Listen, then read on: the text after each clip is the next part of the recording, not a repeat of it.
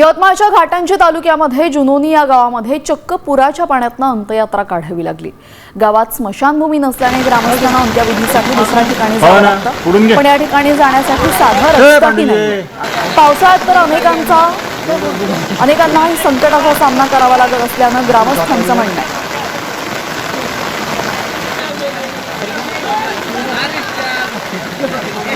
अभावी या मोठ्या महापुरातून स्मशानभूमी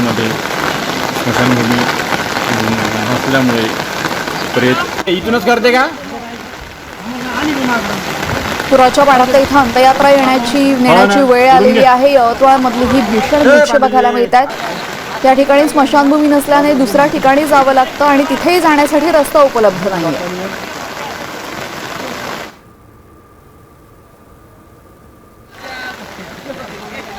अभावी या मोठ्या महापुरातून स्मशानभूमी